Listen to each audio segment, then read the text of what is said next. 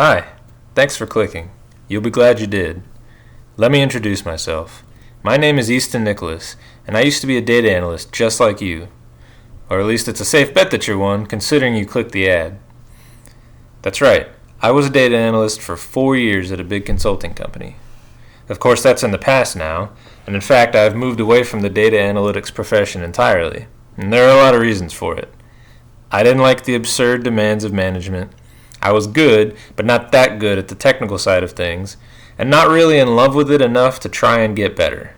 But mostly, I just decided that working for someone else wasn't for me.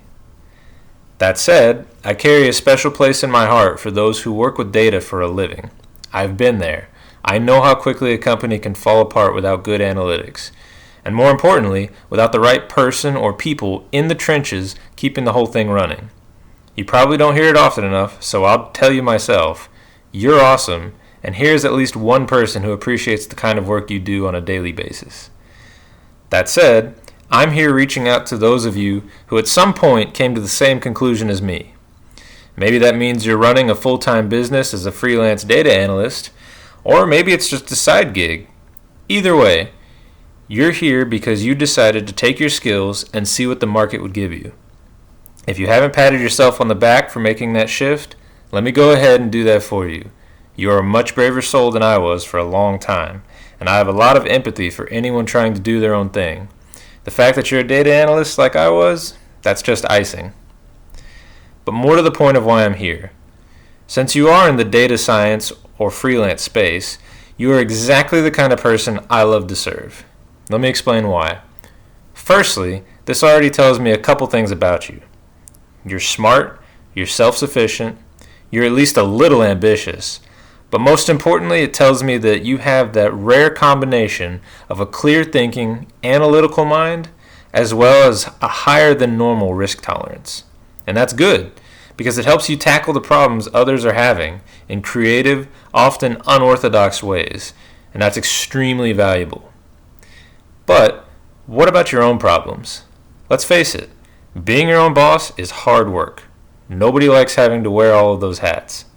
It's enough that you have to know how to do your own job and be darn good at it too, but now you also have to be a thoughtful boss, a model employee, a part-time accountant, and occasionally a motivational speaker for those days when nothing is going right and you want to just throw your hands up, call it all off, and maybe see how much they're paying to run the deep fryer at Burger King.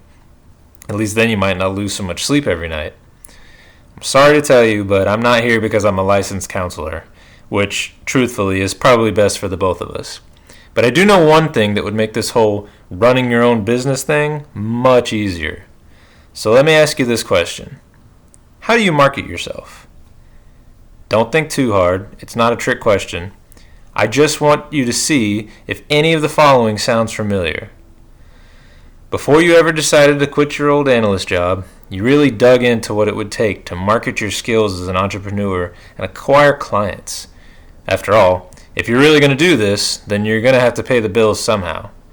So you've gone out there, you've done the research, you've read the articles, you've even seen what Google or Reddit will tell you to do. And don't get me wrong, on paper, most of it is pretty solid advice. But somehow for you, it just didn't resonate. You've never been a great networker. You do love talking to people, but selling yourself is hard, and it feels unnatural. Not to mention, as a trained analytics and data pro, you really want to have something you could learn and then automate. You function best when you can focus real hard on something, and then, once you've got it down, set it and forget it. Does that sound like you? Well, think about what kind of marketing you're doing right now.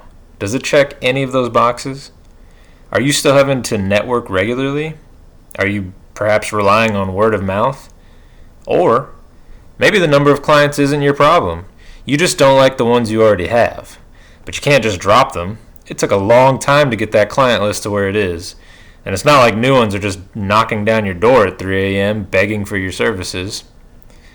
Whatever your situation, whatever method you use, I'm going to tell you now, there's a better way. Marketing is hard, and even though you know it's something you'll have to try and master in order to start a freelance business, it's always that thing you try to cram toward the back of your mind because all you want to do is prioritize going out and serving clients. No shame. That's exactly what you should want to prioritize. But no matter how brilliant you are, no matter how deep your well of technical know-how is, no matter how easily you could run a whole reporting team's workload with your eyes closed, that's not going to bring them in. People don't hire robots. People hire people. And it's those soft skills that get overlooked by brilliant people just like you. The people that could really change the course of a business for the better.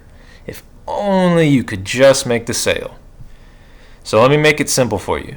No matter how you're marketing yourself, this will always be true. You need to know how to build relationships with your prospective clients.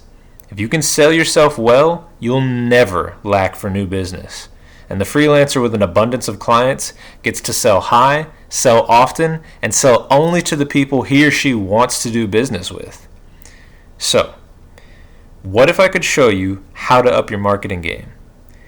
What if I could check off all those boxes from earlier and make it so that you've got warm, high-paying leads knocking down your door or flooding your inbox all year round? And what if I were to do it for free? Interested?